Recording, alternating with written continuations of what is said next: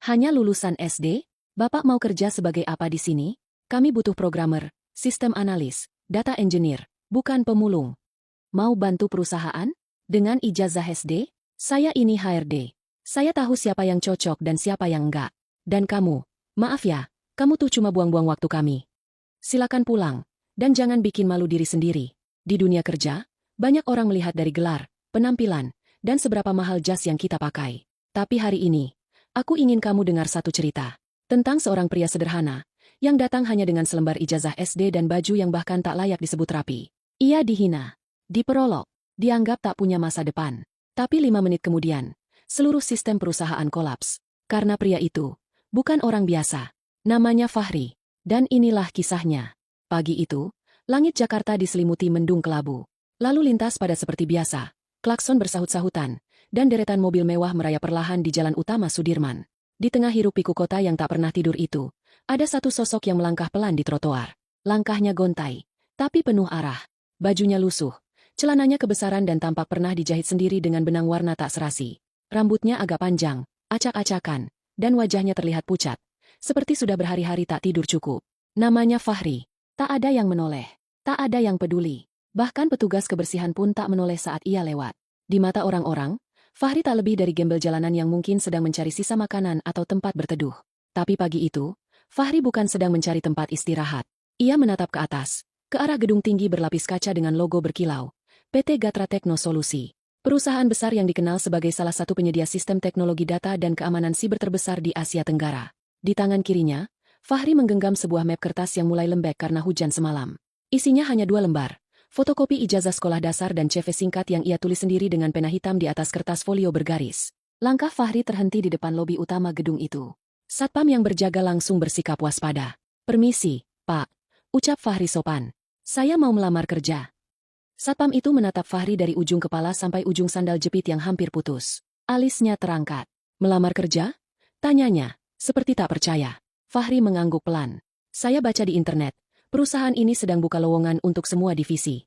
Satpam itu sempat ragu. Tapi memang benar. Seminggu lalu perusahaan ini mengumumkan rekrutmen besar-besaran. Semua pelamar diarahkan ke lantai 5, divisi HRD. Akhirnya satpam itu mengangguk. Walau masih tampak tidak yakin. "Naik lift saja. Lantai 5. Langsung ke ruang HRD." Fahri mengangguk sopan. "Terima kasih, Pak." Saat melangkah masuk, beberapa karyawan yang baru datang menatapnya dengan pandangan aneh. Seorang wanita muda yang mengenakan blazer biru bahkan menutupi hidungnya ketika melewati Fahri. Di lift, ia berdiri di sudut, sendirian. Orang-orang menjaga jarak. Tak ada yang menyapa. Tak ada yang menoleh. Ting! Lift terbuka di lantai 5. Sebuah lorong panjang menyambut Fahri, dengan dinding putih, karpet abu-abu, dan cahaya lampu yang terang tapi dingin. Di ujung lorong, ada tulisan Departemen HRD. Disitulah langkah Fahri terhenti. Ia menarik napas panjang. Jantungnya berdetak pelan. Tapi pasti, pintu HRD terbuka otomatis. Di dalam, terlihat suasana sibuk. Beberapa pegawai mengetik di depan komputer. Ada yang sibuk menelpon. Di balik meja utama, duduk seorang wanita cantik berusia sekitar 30 tahunan. Ia mengenakan kemeja putih dan rok span hitam. Wajahnya tajam, elegan, dengan riasan tipis dan rambut terikat rapi. Namanya tertulis di papan nama kecil. Melati Senior HRD. Fahri berdiri beberapa detik, menunggu dipanggil. Tapi tak ada yang menyapanya. Akhirnya ia melangkah pelan ke meja depan. Suaranya lirih namun sopan. "Selamat pagi. Saya mau melamar kerja." Melati mendongak pelan. Tatapannya langsung berubah ketika melihat Fahri. Ia sempat terpaku, seolah menilai Fahri seperti barang rongsokan. Suasana kantor yang tadinya sibuk, tiba-tiba menjadi lebih hening. Beberapa mata mulai melirik ke arah Fahri. Namun belum saatnya adegan utama dimulai. Hari ini bukan tentang penghinaan. Hari ini adalah tentang niat. Tentang langkah pertama seorang pria yang pernah hidup dalam bayang-bayang, namun kini berani menantang kenyataan. Fahri menyerahkan map lusuh itu ke bagian resepsionis. Perempuan muda yang menerima terlihat enggan menyentuhnya, seolah takut tangannya kotor. Tapi akhirnya ia meletakkan map itu di tumpukan berkas lainnya, tanpa sepatah kata pun. "Silakan tunggu," ucapnya singkat. Fahri duduk di kursi tunggu. Kursinya terpisah dari yang lain. Ia hanya diam, tapi pikirannya tidak. Di benaknya, ia mulai memetakan. Dia melihat layout kantor, menyimak alur keluar masuk data dari monitor staf, mengamati sistem keamanan, bahkan mencatat pola login jaringan yang kadang terpampang di layar tanpa pengamanan. Fahri tidak hanya datang membawa map, ia datang membawa ingatan. Dan kemampuannya bukan kemampuan biasa. Beberapa tahun lalu, Fahri adalah anak ajaib. Ia tidak pernah menyelesaikan pendidikan tinggi. Tapi pada usia 22 tahun, ia sudah menciptakan algoritma enkripsi data untuk salah satu lembaga negara. Namanya sempat dibicarakan di komunitas IT Underground. Tapi kemudian ia menghilang, setelah dikhianati oleh orang terdekatnya dan perusahaan kecil tempat ia bekerja dulu dibeli paksa oleh orang-orang rakus yang ingin mencuri sistem yang ia bangun. Sejak hari itu, Fahri lenyap dari dunia teknologi. Ia hidup berpindah-pindah. Tidak ada rumah, tidak ada rekening, tidak ada jejak digital. Tapi kemampuan itu masih melekat. Ia hanya menunggu waktu dan tempat yang tepat. Dan hari ini, ia memilih kembali. Bukan untuk mencari pekerjaan, tapi untuk membongkar sesuatu yang lebih besar. PT Gatra Tekno Solusi bukan perusahaan sembarangan. Tapi dari luarannya yang gemerlap, Fahri mencium sesuatu yang busuk. Korupsi, kebocoran dana, sistem yang dimanipulasi. Dan HRD bernama Melati. Bukan hanya sosok yang akan mempermalukannya, tapi juga salah satu nama yang nantinya akan terguncang hebat ketika kebenaran terbuka. Fahri menatap jam di dinding. Sudah 25 menit ia menunggu. Tapi tidak ada panggilan. Tidak ada suara. Ia tahu, mereka sengaja mengabaikannya. Dan disitulah, babak sebenarnya akan dimulai. Jam dinding di ruang tunggu HRD menunjukkan pukul 9:15. Udara dari AC terasa kian dingin. Namun bukan itu yang membuat tubuh Fahri menggigil pelan. Ada sesuatu yang lain. Sesuatu yang sudah ia prediksi sejak melangkah ke gedung ini. Penolakan, penghakiman, dan penghinaan.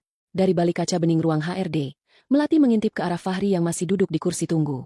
Ia melipat tangannya di dada sambil menggeleng pelan. Raut wajahnya menahan tawa. Dia masih di situ? Tanya seorang pria muda di sampingnya, rekan sesama HRD. Melati mendengus. Masih. Ngotot banget mau dilamar. Padahal jelas-jelas baju kayak gitu. Muka kayak gitu, mana mungkin kita terima? Pria muda itu tertawa. CV-nya aja cuma ditulis tangan. Dan cuma ijazah SD. Gila ya, orang zaman sekarang nekat banget. Dia pikir ini kantor apa? Pabrik tahu?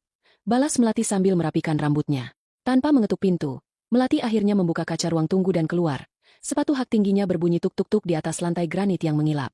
Seluruh mata staf mulai melirik. Karena mereka tahu akan ada hiburan kecil pagi ini. Fahri berdiri begitu melihat Melati mendekat. Ia tersenyum sopan dan menunduk sedikit. Selamat pagi, Bu. Sapanya lembut. Melati tidak membalas senyuman itu. Matanya hanya menatap Fahri seperti menilai barang rongsokan. Kamu yang lamar kerja? Iya, Bu. Saya Fahri. Jawabnya sambil menyerahkan kembali map lusuh yang ia bawa. Saya tahu saya tidak punya ijazah tinggi, tapi saya terbiasa kerja dengan komputer. Saya juga pernah bikin sistem. Melati mengangkat tangan, menyela. Stop. Kamu pikir semua orang bisa kerja di sini hanya karena bisa komputer? Fahri terdiam. Mas Fahri, lanjut Melati dengan nada mengejek. Ini perusahaan teknologi. Kita nggak cuma butuh orang yang bisa ngetik atau install ulang Windows. Kita butuh orang yang ngerti coding, ngerti keamanan data, ngerti algoritma. Gaji karyawan di sini minimal 10 juta. Mas, kamu sendiri tahu nggak cara buka Excel? Beberapa pegawai yang duduk di balik meja mulai tertawa kecil. Salah satu bahkan menutup mulutnya dengan tangan sambil menahan tawa. Situasi mulai memanas. Fahri tetap berdiri tegak. Matanya sedikit memerah. Tapi bukan karena sedih. Ia sedang menahan sesuatu dalam dadanya. Sesuatu yang lama terpendam. Saya bisa lebih dari itu, Bu. Jawab Fahri akhirnya. Saya pernah bangun sistem firewall dari nol. Saya tahu cara kerja database, pengamanan jaringan, bahkan. Melati mengangkat alis tinggi. Dari mana? Dari jalanan? Belajar di trotoar. Suara tawa meledak. Fahri tetap diam. Tangannya mengepal di sisi badan. Tapi ia tidak melawan. Tidak membentak. Ia hanya menatap wajah Melati dalam-dalam. Aduh, Mas. Melati berkata sambil geleng-geleng kepala. Mau bantu perusahaan? Dengan ijazah SD? Saya ini HRD. Saya tahu siapa yang cocok dan siapa yang enggak. Dan kamu, maaf ya, kamu tuh cuma buang-buang waktu kami. Bu. Kamu lihat ini kantor? Lihat betapa bersih, rapi, teratur semuanya? Kita butuh orang yang profesional. Kamu bahkan gak bisa jaga penampilan sendiri. Fahri terdiam. Kalau kamu beneran jenius, Mas, harusnya kamu udah diundang Google. Atau buka perusahaan sendiri. Bukan nyemis kerja di sini dengan CV kertas lecek kayak gini. Map itu dilempar pelan ke atas meja oleh Melati. Lalu ia berbalik ke arah rekan-rekannya yang kini tertawa bebas. Tolong ya, kata Melati dingin. Silakan pulang, dan jangan bikin malu diri sendiri. Fahri perlahan mengambil mapnya. Ia membungkuk sopan, meskipun hatinya terluka. Tapi sebelum pergi, ia mengarahkan pandangannya ke layar komputer terbuka di balik meja HRD. Di sana, tertulis laporan keuangan karyawan dengan rincian bonus yang mencurigakan. Dua nama mencuat, Melati Amalia dan Tata Suganda. Jumlah bonusnya 3 kali lipat dari staf biasa. Padahal perusahaan baru saja memotong anggaran karena alasan efisiensi. Di benak Fahri, semua mulai jelas. Ia ingat pola ini. Sama seperti korupsi sistematis yang pernah ia ungkap bertahun lalu. Perusahaan besar, proyek besar, lalu orang-orang serakah di dalamnya. Fahri tidak bicara. Ia hanya menyimpan informasi itu di kepalanya. Dan dalam hati, ia sudah mulai menghitung mundur. 5 menit dari sekarang adalah awal kejatuhan. Karena satu hal yang tak diketahui oleh Melati dan teman-temannya, Fahri tidak datang untuk mengemis pekerjaan. Ia datang untuk menilai seberapa dalam penyakit di dalam sistem mereka. Dan sayangnya, Melati termasuk salah satu sumbernya. Tanpa suara, Fahri melangkah keluar dari ruang HRD. Tapi di balik ketenangannya, ia sudah mempersiapkan sesuatu. Sesuatu yang akan membuat seluruh lantai 5 dan seluruh perusahaan ini terdiam. Langit masih mendung saat Fahri meninggalkan gedung itu. Di halaman depan, ia duduk sebentar di bangku taman kecil di sisi trotoar. Jemarinya merogoh saku dalam jaketnya yang kumal, lalu mengeluarkan sebuah benda kecil berwarna hitam, hampir tak mencolok. Sebuah perangkat saku, custom build, yang tak akan dikenali siapapun kecuali mereka yang benar-benar paham dunia di balik layar komputer. Fahri menatap gedung kaca yang menjulang tinggi di hadapannya. Di dalam sana, tawa masih menggema. Melati kembali duduk di kursinya, masih membicarakan Fahri dengan nada penuh penghinaan bersama 2 staf lain. Mereka tertawa, menirukan cara bicara Fahri yang lembut dan sopan. Sesekali, salah satu dari mereka membuka media sosial, lalu menuliskan status. Baru saja HRD-in calon karyawan paling absurd sejagat. CV kertas lipat, lulusan SD, baju lusuh. Welcome to 2025, bro. Fahri melihat jam tangan usangnya. Detiknya terus berdetak. 5, 4, 3. Di lantai 8, yang menjadi pusat ruang server perusahaan, 2 staf IT yang sedang mengawasi sistem jaringan mulai panik. Salah satu layar tiba-tiba mati, lalu menyala kembali. Tapi kini dengan layar hitam bertuliskan baris kode merah yang tidak mereka kenali. Apa ini? Kamu otak-atik barusan? Tanya salah satu dari mereka. Enggak. Itu server cadangan yang harusnya standby. Tapi ini, dia override sistem utama. Mereka langsung menghubungi supervisor. Dalam hitungan detik, ruangan menjadi darurat. File sistem gaji hilang dari direktori. Portal klien lumpuh. Email internal terkunci. Bahkan akses keluar masuk database klien dari luar negeri tiba-tiba terputus. Semua hanya menampilkan notifikasi. Akses ditolak. Otoritas tidak valid. Di ruang rapat direksi lantai 10, seorang manajer bergegas masuk. Wajahnya pucat pasi. Pak, sistem kita down. Semuanya. Kami tidak bisa akses data server utama. Bahkan backupnya hilang. Direktur utama bangkit dari kursinya. Apa maksudnya? Ini sabotase. Sepertinya. Iya. Siapa yang bisa tembus masuk ke root server kita? Sistem itu kan dibangun 3 tahun lalu dengan level pengamanan berlapis. Sementara itu, di taman depan gedung, Fahri masih duduk diam. Tapi tangannya terus bekerja.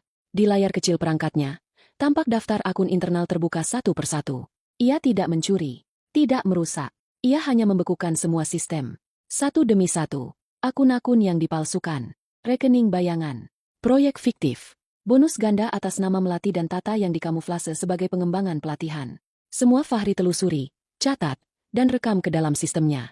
Ia tahu sistem keamanan perusahaan ini, karena ia pernah membangunnya. Dulu, ketika namanya masih dipercaya oleh banyak perusahaan sebelum ia menghilang dari dunia. Tapi kali ini, ia tidak hanya datang sebagai penemu. Ia datang sebagai hakim. Dan perusahaan ini sedang diadili. Di ruang HRD, alarm darurat mendadak berbunyi. Semua komputer mati. Printer mati. Listrik menyala. Tapi jaringan mati total. Melati melotot ke arah layarnya yang kosong. Apa-apaan ini? Staf di sebelahnya juga panik. Bu! Semua data hilang. Folder penggajian, laporan internal, semuanya kosong. Melati berdiri dengan cepat. Hubungi bagian IT sekarang. Tapi telepon internal tidak bisa digunakan. Bahkan ponsel mereka pun kehilangan akses ke sistem perusahaan. Fahri menutup perangkatnya perlahan. Ia berdiri, menatap sekali lagi ke arah gedung, lalu berjalan menjauh menyusuri trotoar dengan langkah ringan. Tak ada satupun orang di dalam sana yang tahu siapa dia sebenarnya. Tak ada yang tahu bahwa semua kekacauan itu baru permulaan. Karena sebelum ia keluar dari gedung tadi, Fahri telah menanam sebuah kode kecil di jaringan lokal, memanfaatkan celah yang bahkan staf IT mereka pun tak sadar. Sebuah kode bernama pengingat keadilan. Kodenya tidak mencuri uang. Tidak merusak sistem permanen, tapi hanya akan memunculkan fakta-fakta. Fakta yang tersembunyi, alur uang, proyek palsu, dan nama-nama karyawan yang terlibat korupsi. Dan dalam daftar teratas itu, tertulis jelas, Melati Amalia HRD Senior, rekening pribadi, 3 akun, bonus fiktif, 212 juta rupiah. Data dikunci oleh pengguna anonim ID, Fahri 001. Di ruang rapat, Direktur Utama melihat laporan yang muncul otomatis di layar LED besar. Daftar itu tak bisa ditutup, tak bisa dihapus, dan hanya muncul satu kalimat di bagian bawah layar. Inilah wajah perusahaan kalian. Lihatlah, sebelum semuanya jatuh lebih dalam lagi. Pukul 10:20. Situasi di dalam gedung PT Gatra Tekno Solusi berubah menjadi kekacauan. Telepon darurat berdering terus-menerus. Beberapa klien besar dari luar negeri menghubungi melalui jalur alternatif. Seorang investor dari Tokyo menyampaikan protes resmi karena akses ke laporan kerjasama mereka hilang total. Di lantai 8, server utama masih terkunci, meskipun tim IT sudah bekerja sekuat tenaga. Namun yang paling menakutkan bukan hanya sistem yang lumpuh, tapi layar LED besar di ruang rapat direksi, yang menampilkan daftar nama-nama karyawan yang diduga melakukan penyalahgunaan dana. Dan nama pertama di urutan teratas adalah milik seseorang yang selama ini dianggap paling loyal dan cakap, Melati Amalia. Direktur Utama, Pak Dirga, berdiri sambil menatap layar dengan mata membelalak. Tangannya gemetar. Di layar itu tertulis detail laporan lengkap, seolah dibuat oleh tim audit profesional. Jumlah transaksi mencurigakan, nama rekening bayangan, hingga tanggal dan waktu pengambilan dana. Ini laporan audit internal? Siapa yang bisa dapat data sedetail ini? Ucapnya tergagap. Bukan dari kita, Pak. Jawab kepala IT dengan suara panik. Itu bukan laporan internal. Itu sistem dari luar. Dan orang yang masuk, tahu seluruh arsitektur jaringan kita. Dia bukan orang sembarangan. Dirga mengatupkan rahang. Berarti, ini kerjaan orang dalam. Bisa iya, bisa juga bukan. Tapi satu hal yang pasti, Pak, sistem ini dibobol oleh seseorang yang sangat tahu struktur keamanan kita, bahkan yang paling dalam. Sementara itu, di lantai 5, ruang HRD mulai tak karuan. Melati berjalan mondar-mandir. Ponselnya berdering terus, tapi tak bisa digunakan untuk mengakses sistem. Emailnya mati. Bahkan komputer cadangan pun ikut terkunci. Yang tersisa hanya laporan berisi namanya sendiri. Tata, rekannya sesama HRD, menggigit bibir. Mel, ini, serius? Nama kamu ada di atas daftar. Ada bukti transfer, Mel. Melati menoleh dengan wajah ketakutan. Aku nggak tahu itu dari mana. Aku cuma ikut sistem yang udah ada. Ya tapi sekarang kamu jadi sorotan utama. Itu data ditayangkan di ruang direksi. Semua atas nama kamu, Mel. Melati langsung mengambil tasnya. Ia mencoba kabur dari kantor. Tapi saat melewati lobi, dua satpam berdiri di depan pintu keluar dengan wajah tegang. Maaf, Bu. Semua karyawan diminta tetap di dalam sampai ada perintah dari direksi. Melati memucat. Apa-apaan ini? Kalian pikir aku maling? Aku HRD senior di sini. Satpam itu menunduk. Kami hanya jalankan perintah, Bu. Di luar gedung, Fahri sudah berada 2 blok jauhnya. Ia berhenti di sebuah warung kopi sederhana, duduk di kursi plastik, dan memesan segelas kopi hitam. Ia membuka laptop tuanya, menyambungkan modem kecil, dan memantau sistem perusahaan dari jauh. Bukan untuk menyabotase, tapi untuk mengarahkan mereka menuju kebenaran. Fahri tidak menginginkan kehancuran. Tapi kadang, untuk membersihkan sesuatu yang kotor, semuanya harus dibuka lebih dulu. Ia menarik napas panjang, lalu mengaktifkan satu fitur tambahan dalam sistem yang ia tanam, Reveal Mode. Kini semua file audit yang ia kumpulkan selama 15 menit saat berada di ruang tunggu HRD, termasuk bukti korupsi dan manipulasi data karyawan, mulai terbuka di jaringan lokal perusahaan. Data itu bisa dibaca siapapun yang sedang memakai jaringan internal mereka. Seketika, lantai demi lantai dipenuhi bisikan dan kehebohan. Karyawan yang awalnya tidak tahu apa-apa mulai melihat nama-nama dalam sistem. Ada beberapa kepala divisi. Ada nama-nama yang dianggap orang dalam perusahaan. Bahkan satu di antaranya adalah kepala keuangan perusahaan itu sendiri. Dan tepat di tengah-tengah semua itu, nama Melati terpampang paling mencolok. Pak Dirga, sang direktur, akhirnya memanggil rapat darurat. Semua kepala divisi dikumpulkan. Suara keras bergema dari balik dinding ruang rapat. Sementara itu, 2 orang dari bagian legal bergerak cepat menuju ruang HRD, membawa beberapa lembar dokumen serta 2 orang saksi. Melati hanya bisa duduk di kursinya dengan wajah gemetar. Tangannya menggenggam ponsel, tapi tak tahu harus menghubungi siapa. Teman-temannya menjauh. Tata pun kini mulai ragu untuk membela. Fahri menyesap kopinya perlahan. Di layar laptopnya, ia menulis satu kalimat terakhir ke dalam sistem mereka. Jika kalian ingin menyelamatkan perusahaan ini, jangan tutupi kebenaran. Mulailah dari dalam. Koneksi diputus. Laptop ditutup. Dan Fahri pun bangkit dari tempat duduknya, meninggalkan warung kecil itu, melangkah tanpa terburu-buru. Ia tak lagi membawa map lusuh. Ia tak lagi mengharapkan diterima. Karena dalam 1 jam terakhir, ia sudah melakukan sesuatu yang lebih besar daripada sekadar mencari pekerjaan. Ia memaksa sebuah perusahaan untuk bercermin. Dan itu baru langkah pertama. Pukul 11 siang. Suasana di gedung PT Gatra Tekno Solusi masih kacau. Tim IT belum berhasil membuka kembali akses penuh ke sistem. Divisi legal sibuk memilah dokumen audit bayangan yang mendadak muncul secara otomatis di komputer mereka. Dan di ruang rapat utama, Direktur Dirga tampak duduk kaku, menatap layar laptop yang memunculkan data-data sensitif dengan nama-nama petinggi perusahaan. Satu demi satu wajah-wajah pucat muncul di antara kursi eksekutif. Dan di tengah semua itu, ponsel Pak Dirga tiba-tiba berdering. Bukan panggilan biasa.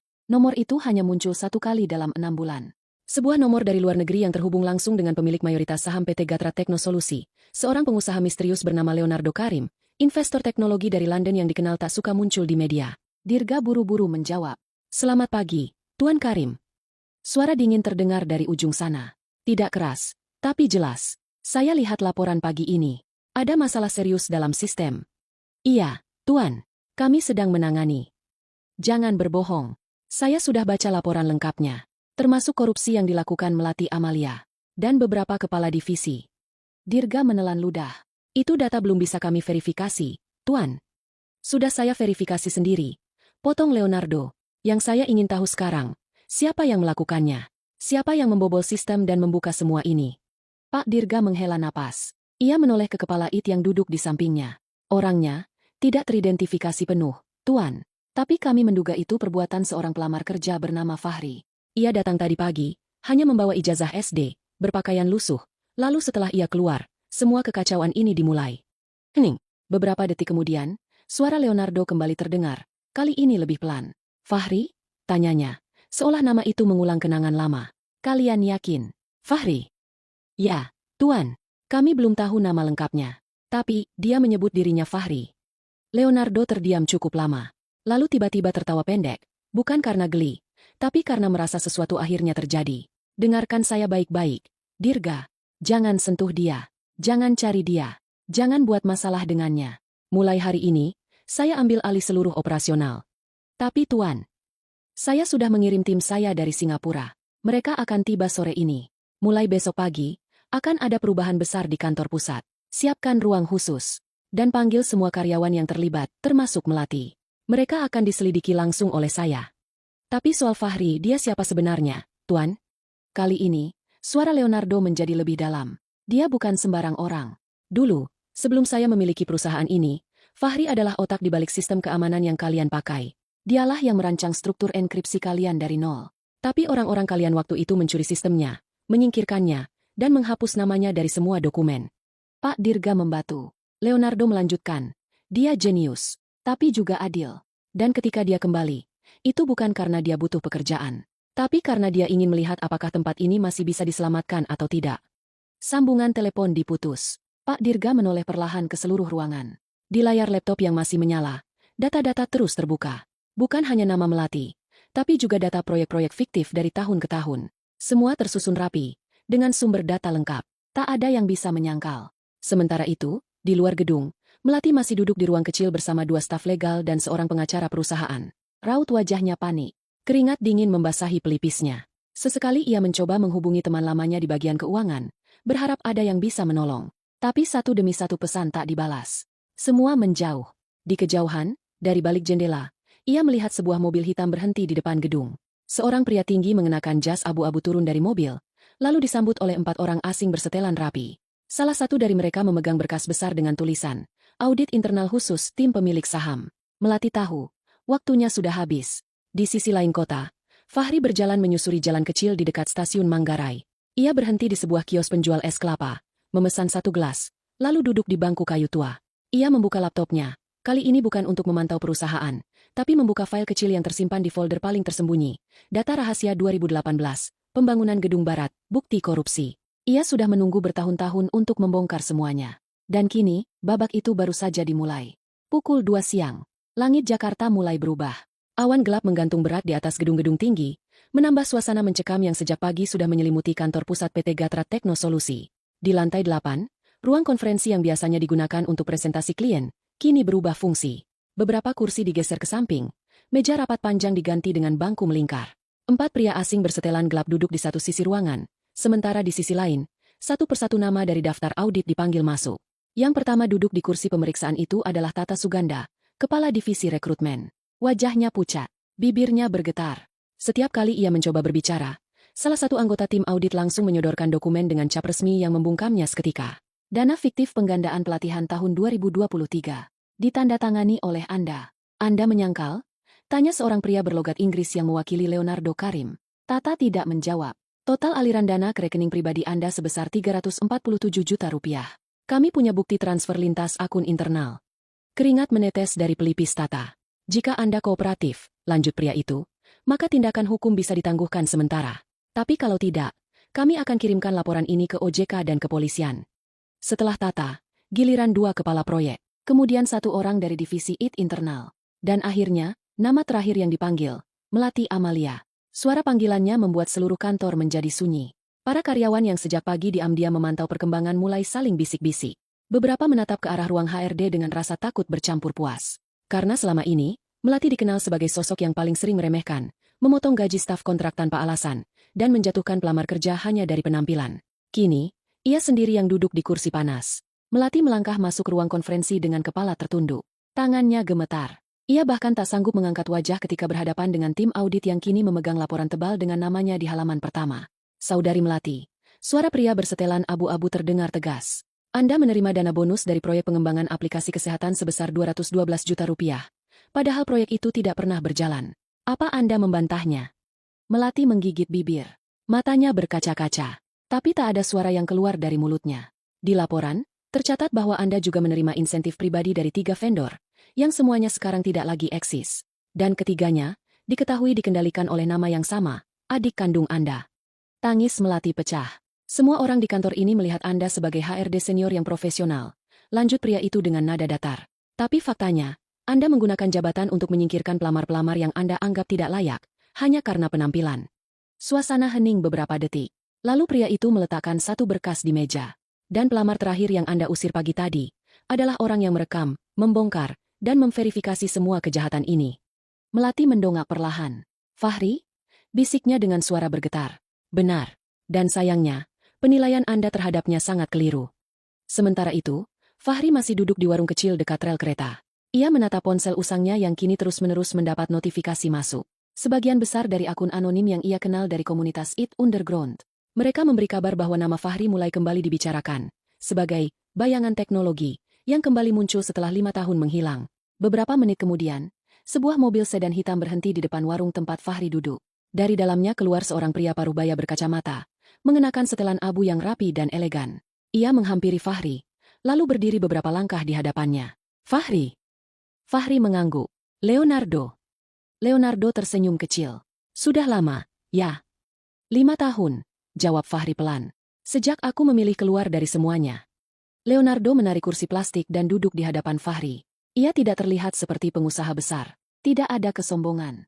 Hanya rasa hormat yang dalam terpancar dari caranya menatap Fahri. Aku tahu kau pasti akan kembali, ucap Leonardo. Karena hanya kau yang bisa membongkar semua ini. Fahri menghela napas. Aku tidak datang untuk balas dendam, Leo. Tapi aku ingin mereka belajar. Bahwa tidak semua yang terlihat sederhana itu lemah. Dan tidak semua yang memakai jas, itu benar. Leonardo mengangguk pelan. Apa yang kau mau sekarang? Aku ingin mereka bertanggung jawab. Lalu aku ingin perusahaan ini diperbaiki. Tidak pakai topeng. Tidak pakai orang-orang licik yang hanya pandai bersilat kata. Leonardo menyodorkan map kecil. Kalau begitu, kembalilah. Tidak sebagai karyawan, tapi sebagai partner. Kau pegang penuh tim sistem. Aku serahkan semua data padamu. Dan jika kau setuju, kita buka cabang baru. Tapi kali ini, kau yang jadi otaknya. Bukan bayangan di belakang layar lagi. Fahri tidak langsung menjawab. Ia menatap jalan kecil di depannya. Kereta lewat. Suaranya memecah keheningan. Anak-anak kecil berlarian di trotoar. Tak tahu bahwa di balik warung sederhana itu, sedang terjadi kesepakatan yang bisa mengubah arah masa depan. Perlahan, Fahri mengangguk. Aku terima. Tapi syaratku cuma satu. Apa itu? Tanya Leonardo. Fahri menatap lurus ke matanya. Jangan pernah nilai seseorang dari bajunya lagi. Leonardo tersenyum. Kau tahu, aku justru memilihmu, karena bajumu. Fahri tertawa pelan. Tawa yang tidak pernah terdengar selama 5 tahun terakhir. Dan sore itu, dengan satu keputusan kecil, seorang pria yang pernah dihina karena ijazah SD dan baju lusuh, akhirnya berdiri kembali. Bukan sebagai bayangan, tapi sebagai cahaya terang di tengah sistem yang kelam. Pagi berikutnya, suasana di kantor pusat PT Gatra Tekno Solusi berubah drastis. Tidak ada lagi tawa-tawa sinis dari ruang HRD. Tidak ada lagi wajah-wajah congkak yang biasanya berjalan dengan tumit tinggi dan dagu terangkat. Semua orang menunduk. Semua bergerak dengan pelan. Kantor yang biasanya penuh kesibukan itu kini terasa seperti ruang sidang besar yang sedang menunggu putusan. Di lobi utama, tampak sebuah meja kecil berdiri.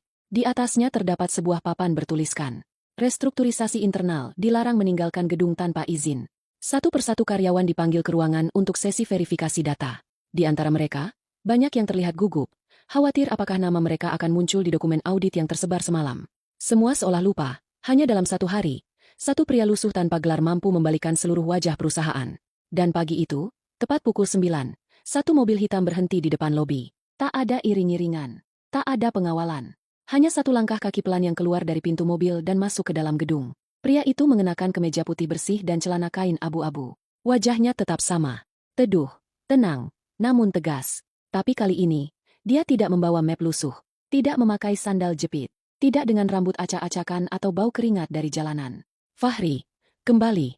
Resepsionis yang kemarin bahkan tak menyapanya, kini berdiri dan membungkuk sopan. Satpam yang dulu meragukannya hanya bisa menatap dengan mulut setengah terbuka. Mereka semua tahu, pria itu bukan sekadar tamu. Dia bukan pelamar kerja. Dia adalah sosok yang berhasil membuka mata semua orang. Fahri langsung menuju lantai 10, ruang direksi. Begitu pintu lift terbuka, semua kepala menoleh. Beberapa manajer yang sebelumnya pernah melihatnya saat jadi pelamar, kini berdiri gugup. Bahkan ada yang langsung memalingkan muka. Pak Dirga, sang direktur utama, berdiri dari kursinya. Tidak ada senyum. Tidak ada kata basa-basi. Ia menunduk dalam-dalam. "Selamat datang kembali, Pak Fahri," ucapnya pelan. Fahri hanya mengangguk. "Saya bukan kembali. Saya hanya lewat. Tapi kali ini, saya ingin pastikan tidak ada lagi yang sembarangan menilai manusia." Leonardo yang sudah datang lebih dulu, berdiri dan menyambut Fahri dengan pelukan hangat. "Saya sudah umumkan pagi ini," ucap Leonardo. "Mulai sekarang, tim pengawasan sistem akan langsung dipimpin olehmu. Dan kamu punya hak penuh menentukan siapa yang layak bertahan, dan siapa yang harus pergi." Fahri mengangguk. Ia lalu berjalan ke arah layar besar di ruang rapat. Di sana, sistem perusahaan yang sempat lumpuh kini mulai kembali aktif. Tapi dengan satu perbedaan besar, seluruh jaringan kini dipantau dari satu dashboard baru yang dibuat Fahri sendiri semalam, hanya dalam waktu 7 jam. Di layar itu, tertera nama tim baru. Unit transparansi internal dikelola oleh Fahri. Leonardo memberi isyarat ke salah satu stafnya. Tak lama, dua petugas masuk membawa dokumen dan menyerahkannya ke Fahri. Di dalamnya, ada daftar nama-nama yang terlibat langsung dalam pelanggaran sistemik, manipulasi proyek, bonus siluman, dan pemalsuan laporan. Melati berada di urutan pertama. Fahri membuka mikrofonnya, menatap semua orang yang duduk di ruangan besar itu.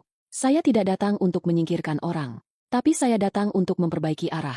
Kalau selama ini sistem dipakai untuk melindungi orang-orang rakus, maka mulai hari ini, sistem akan melindungi keadilan."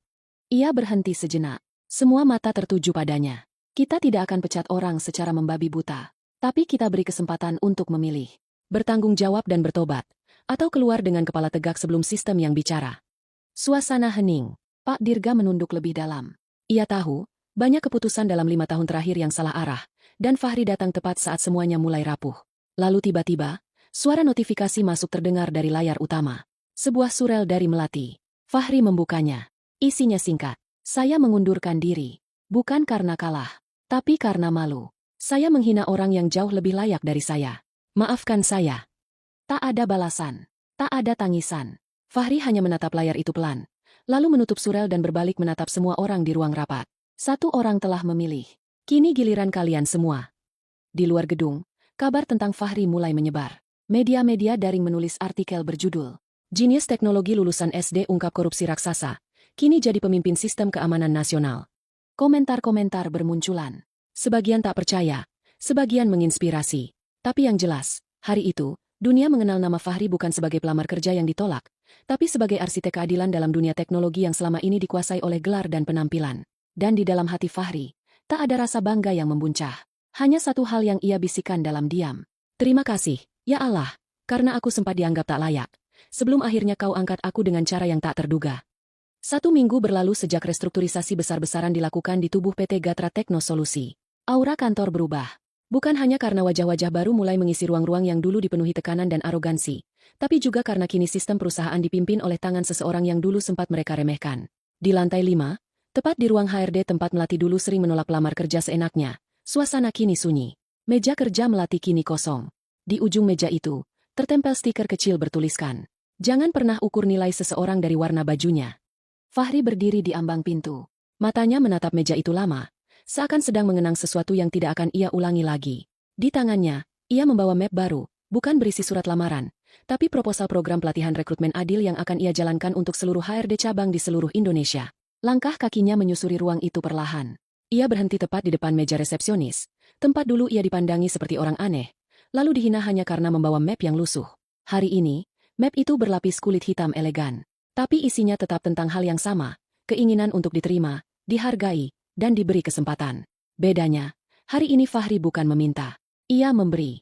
Salah satu staf baru menghampirinya. Perempuan muda berhijab, berwajah ramah, dan tampak canggung. "Selamat pagi, Pak Fahri," ucapnya dengan suara pelan. "Saya Dinda, staf baru HRD. Maaf, saya baru beberapa hari di sini." Fahri tersenyum. "Selamat bergabung, Dinda. Jangan takut belajar. Ya, di sini, kita sama-sama mulai dari nol." Dinda mengangguk. Ia lalu memberanikan diri bertanya, "Pak, benar ya? Bapak dulu juga pernah duduk di kursi tunggu sana, pas melamar?" Fahri tersenyum makin lebar. Ia melirik kursi tunggu yang ada di sudut ruangan. Kursi itu masih sama. Busa dudukannya sudah kempes. Cat pada sandarannya mulai pudar. "Benar, di sana," jawab Fahri sambil menunjuk. Dan waktu itu, gak ada yang nyambut. Dinda terdiam. Matanya berkaca-kaca. Ia sudah mendengar kisah itu dari beberapa senior. Tapi mendengarnya langsung dari Fahri membuat hatinya hangat. "Tapi sekarang saya balik ke sini," lanjut Fahri. "Bukan buat dilamar, tapi buat pastikan gak ada orang yang merasa diremehkan lagi, hanya karena bajunya, ijazahnya, atau cara bicaranya." Dinda menunduk. "Insya Allah, Pak, saya akan jaga amanah itu." Fahri mengangguk pelan. Ia berjalan menuju meja komputer, membuka file presentasi, dan mulai menunjukkan sistem pelatihan yang akan digelar. Di layar terpampang visi baru HRD. Merekrut dengan hati, menilai dengan akhlak. Di lantai 10, Leonardo memantau semuanya dari balik kaca ruangannya. Ia berdiri dengan tangan di belakang punggung, menatap aktivitas kantor yang kini berjalan lebih bersih, lebih tertib, dan lebih jujur. Dia mengubah segalanya hanya dalam 2 minggu, gumamnya pelan. Seorang sekretaris pria menghampiri. "Pak Leonardo, tim dari Kementerian Komunikasi dan IT sudah tiba. Mereka ingin bertemu Pak Fahri untuk bahas proyek keamanan nasional yang baru." Leonardo tersenyum. "Biarkan mereka tunggu sebentar. Fahri sedang menyelesaikan hal yang jauh lebih penting." "Lebih penting, Pak?" "Ya, dia sedang memperbaiki pondasi, bukan sistem komputer, tapi sistem hati manusia." Sementara itu, di sebuah ruangan kecil yang baru dibuka khusus sebagai ruang konsultasi rekrutmen, Fahri duduk bersama 5 anak muda yang sedang magang. Di antaranya ada yang berasal dari pelosok, ada juga lulusan sekolah kejuruan. Mereka terlihat gugup, tapi mata mereka bersinar penuh semangat. Fahri mengambil salah satu berkas lamaran mereka, lalu membacanya pelan. "Kamu cuma lulusan SMP?" tanyanya pada seorang anak laki-laki berkaus polos. Anak itu mengangguk. "Iya, Pak, tapi saya suka ngoprek komputer. Saya juga pernah bikin jaringan kecil untuk warnet di kampung." Fahri mengangguk pelan. "Sama. Dulu saya juga cuma lulusan SD. Tapi bukan gelar yang bikin saya bisa seperti sekarang. Tapi karena saya gak pernah berhenti belajar." Anak-anak itu saling menatap kagum.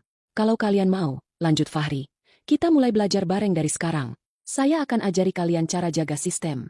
Tapi bukan cuma sistem komputer. Kita mulai dari sistem paling dasar, yaitu jaga kejujuran dan harga diri." Semua mengangguk.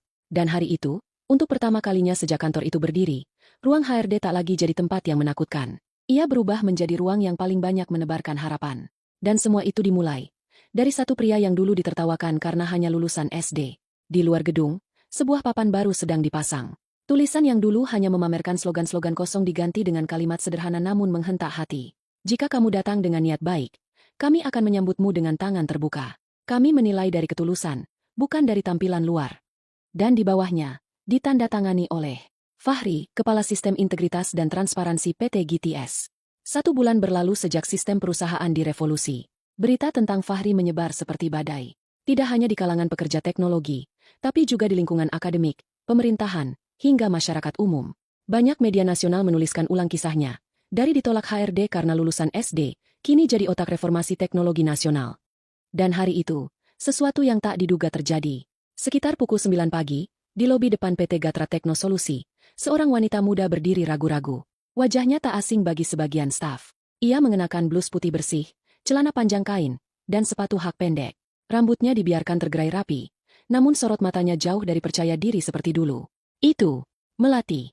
Ia berdiri di pojok dekat ruang tunggu, memegang map biru tua yang kali ini benar-benar rapi. Beberapa karyawan melirik, tapi tidak ada yang berani menyapanya. Namanya terlalu besar untuk diabaikan, tapi terlalu penuh luka untuk didekati. Akhirnya, ia meminta izin ke meja resepsionis. Saya ingin bertemu dengan Pak Fahri. Hanya sebentar. Kalau beliau tidak mau, saya akan pulang. Resepsionis itu tampak bingung, tapi akhirnya ia menghubungi lantai 8. 5 menit kemudian, suara dari interkom menjawab singkat. Boleh, arahkan ke ruang integritas. Melati melangkah masuk. Tangannya gemetar. Nafasnya pendek. Setiap langkah seperti membawa beban masa lalu. Tak banyak yang tahu, setelah ia mengundurkan diri, ia menjalani hari-hari yang sangat berat. Ia ditolak di banyak tempat. Namanya tercoreng. Bahkan keluarganya pun ikut terpengaruh. Kini, ia hanya ingin satu hal, meminta maaf secara langsung. Di ruang integritas, Fahri duduk di balik meja kayu sederhana, mengenakan kemeja biru langit yang dilipat rapi di bagian lengan. Di hadapannya ada beberapa monitor kecil yang menampilkan sistem terbaru yang sedang ia rancang bersama timnya. Pintu diketuk. Masuk. Melati membuka pelan. Begitu melihat Fahri, ia langsung menunduk dalam-dalam. Fahri hanya menatapnya. Tidak ada kejutan. Tidak ada kemarahan. Hanya tatapan tenang. Silakan duduk. Melati duduk perlahan. Ia memeluk map birunya erat-erat. Saya. Suaranya nyaris tak terdengar. Saya tahu saya tidak pantas berada di sini. Tapi saya cuma ingin mengatakan langsung. Saya minta maaf. Fahri tetap diam. Saya pernah mempermalukan Anda. Saya menertawakan Anda. Padahal saya sendiri tidak lebih bersih dari Anda. Saya bukan datang untuk minta pekerjaan. Saya cuma ingin Anda tahu. Saya menyesal. Fahri membuka satu laci meja dan mengeluarkan map tua yang sudah mulai menguning. Ia meletakkannya di atas meja. Melati mengenali map itu. Itu map milik Fahri saat ia pertama kali melamar kerja ke tempat ini. Dulu, saya hanya bawa ini, ucap Fahri pelan. Dan kamu melemparkannya ke meja seolah tak berharga. Melati menunduk, menahan air mata. Tapi kamu tahu, lanjut Fahri. Kalau waktu itu kamu buka dan baca pelan-pelan, kamu akan lihat, semua kemampuanku kutulis dengan jujur. Aku tidak berbohong. Aku hanya tidak punya cara untuk meyakinkanmu. Karena aku tidak datang dengan jas. Melati menangis. Saya salah. Saya terlalu sibuk jadi penjaga pintu, sampai lupa bahwa kadang tamu yang datang adalah pemilik rumahnya sendiri. Fahri tersenyum tipis. Kamu pernah sangat menyakiti hatiku. Tapi aku bukan ingin kamu dihukum. Aku cuma ingin kamu belajar. Melati menghapus air matanya. Sekarang saya ingin berubah. Kalaupun tak bisa kembali bekerja, saya ingin ikut membantu program integritas ini di luar. Mungkin jadi relawan. Atau hanya sekadar jadi contoh buruk agar orang lain tidak meniru. Fahri terdiam beberapa saat. Lalu perlahan, ia membuka file di laptopnya. Kamu tahu, katanya sambil mengetik. Kita butuh seseorang yang tahu betapa bahayanya kesombongan. Yang pernah jatuh karena menilai dari luarnya saja. Supaya dia bisa mengajarkan HRD-HRD baru untuk tidak mengulang kesalahan yang sama. Melati mendongak pelan. Matanya membelalak. Bukan sebagai staf, tapi sebagai konsultan pembelajaran. Bantu aku buat pelatihan HRD untuk cabang-cabang yang akan dibuka bulan depan. Ucap Fahri. Melati tak bisa berkata apa-apa. Fahri melanjutkan. Tapi hanya jika kamu serius, rendah hati, dan benar-benar mau berubah. Di sini, kita bukan cari orang sempurna. Tapi orang yang mau belajar. Melati bangkit dari kursinya. Ia berdiri, lalu membungkuk dalam-dalam. Terima kasih, Pak Fahri. Saya akan menebus semuanya. Fahri menutup map lusuh miliknya dan menaruhnya kembali di laci. Dan siang itu, di ruangan kecil yang dulu hanya tempat Fahri bermimpi, kini menjadi tempat bagi mereka yang mau menebus dan memperbaiki diri.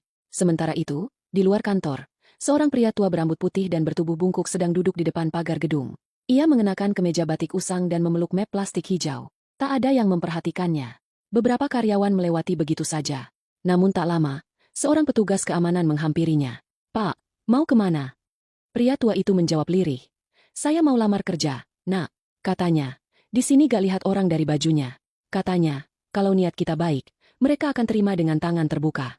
Petugas itu tertegun. Lalu tersenyum. Mari, Pak, saya antar ke ruang integritas. Di sini, pintunya selalu terbuka untuk orang-orang baik. Hari itu hujan turun pelan. Rintiknya membasahi kaca-kaca tinggi gedung PT Gatra Tekno Solusi, memantulkan bayangan lampu-lampu putih dari dalam ruangan. Namun, tak ada yang terburu-buru pulang. Tak ada pegawai yang mengeluh tentang lembur. Bahkan kantor tetap penuh hingga malam datang. Sebab malam ini, ada pelatihan terakhir. Pelatihan yang bukan sekadar tentang sistem, tapi tentang bagaimana manusia memandang manusia lainnya. Di auditorium utama, puluhan karyawan duduk rapi. Di depan mereka, berdiri Fahri, dengan mikrofon di tangan, Kemeja putih sederhana, dan nada bicara yang tidak seperti bos, tapi seperti guru yang pernah tertolak. Dulu, kata Fahri memulai, aku pernah duduk di kursi paling belakang. Memandang layar ini sama seperti kalian sekarang. Tapi aku tidak bisa bicara, tidak bisa menjelaskan siapa aku, karena tidak ada yang mau dengar. Hari ini, aku di sini, bukan untuk menuntut, tapi untuk mengingatkan. Ruangan sunyi, hanya suara rintik hujan di atap kaca yang terdengar samar. Di dunia kerja, kita diajarkan mengukur kompetensi, tapi kita sering lupa mengukur niat. Kita sering cari gelar, tapi melupakan karakter. Kita terlalu sibuk melihat sepatu orang lain, sampai tidak sadar, mereka tetap berjalan meski telanjang kaki. Salah satu staf wanita mulai menitikkan air mata. Di sebelahnya, seorang kepala divisi yang dulu pernah menolak pelamar hanya karena tidak punya akun LinkedIn kini menunduk dalam-dalam. Mulai malam ini, lanjut Fahri, semua pelamar yang datang ke tempat ini akan disambut. Mungkin tidak semua langsung diterima, tapi tidak satu pun dari mereka boleh dipermalukan. Karena kita tidak tahu, siapa yang akan kembali 5 tahun dari sekarang dan duduk di kursi ini menggantikan kita semua. Ia berhenti sebentar, lalu membuka layar besar di belakangnya. Terpampang foto-foto puluhan pelamar yang pernah ditolak, namun kini diberi kesempatan mengikuti pelatihan langsung bersama Fahri. Beberapa di antaranya bahkan kini menjadi bagian dari tim audit internal. Dan di pojok kanan layar, tampak satu foto yang membuat semua hadirin tercekat. Foto Fahri, duduk di kursi tunggu ruang HRD, dengan map lusuh di pangkuannya. Foto ini adalah alasan kenapa kita harus berhenti meremehkan. Karena mungkin, di hari paling rendah kita, Allah sedang menyembunyikan hari paling tinggi kita. Suara tepuk tangan pecah. Beberapa berdiri, beberapa menatap layar dengan mata berkaca-kaca. Usai pelatihan, Fahri kembali ke ruangannya. Ia duduk sendiri. Laptopnya terbuka, menampilkan sistem baru yang ia rancang untuk seluruh cabang perusahaan. Tapi malam itu, ia tidak mengetik. Ia hanya duduk diam, memandangi satu berkas kecil di mejanya. Map biru tua, map milik Melati. Ia belum membukanya. Ia belum tahu, apakah Melati benar-benar akan menjalani niatnya dengan jujur. Tapi ia percaya satu hal. Manusia selalu bisa berubah, jika diberi ruang untuk belajar. Saat itulah, pintu ruangannya diketuk. Masuk. Seorang pria tua masuk. Ia yang tadi pagi duduk di depan pagar. Kini sudah mandi, memakai baju pinjaman dari koperasi karyawan. Di tangannya masih ada map hijau plastik yang ia peluk erat. Fahri berdiri. Selamat malam, Pak. Sapanya hangat. Pria tua itu menunduk. Maaf ganggu malam-malam. Saya dengar, di sini, gak lihat orang dari umur atau baju. Makanya saya datang. Fahri tersenyum. Betul, Pak, kami lihat dari niat. Pria itu duduk perlahan. Ia mulai membuka mapnya. Isinya hanya secari kertas bertuliskan tangan, daftar pengalaman bekerja sebagai petugas kebersihan, tukang cat, tukang kebun, tak ada gelar, tak ada pengalaman kantoran. Tapi setiap kalimat ditulis dengan hati. Fahri membacanya satu-satu, lalu menutup map itu dengan lembut. Pak, ucap Fahri, saya tidak akan bilang Bapak diterima sekarang juga, tapi saya akan beri Bapak sesuatu yang lebih dulu. Apa itu, Nak? Fahri berdiri dan menghampiri papan kayu kecil di dinding. Ia membuka laci, mengambil kartu ID dan menyodorkannya. Ini kartu pelatihan. Mulai besok pagi, Bapak ikut kelas integritas. 3 bulan. Setelah itu, kita nilai bersama. Pria tua itu menggenggam kartu itu dengan tangan gemetar. Terima kasih, Nak. Saya belum pernah dihargai seperti ini. Fahri menatapnya dalam. Dulu saya juga belum pernah, ucap Fahri. Tapi sejak saya tahu rasanya diremehkan, saya janji, tidak akan ada lagi orang yang harus merasa begitu selama saya masih duduk di kursi ini.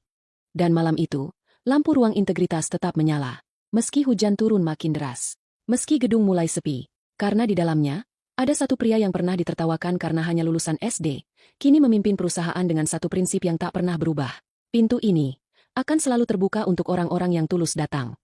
Cerita selesai. Di akhir cerita ini, kita belajar bahwa kemampuan bukan selalu tentang gelar. Harga diri bukan ditentukan oleh sepatu mahal, tapi oleh cara kita memperlakukan orang lain. Fahri tidak datang untuk membalas. Ia datang untuk memperbaiki. Dan hari ini, ia buktikan bahwa dari tempat rendah sekalipun, seseorang bisa naik ke tempat tertinggi. Jangan pernah remehkan siapapun. Karena bisa jadi, orang yang kau tolak hari ini adalah orang yang akan menyelamatkanmu esok.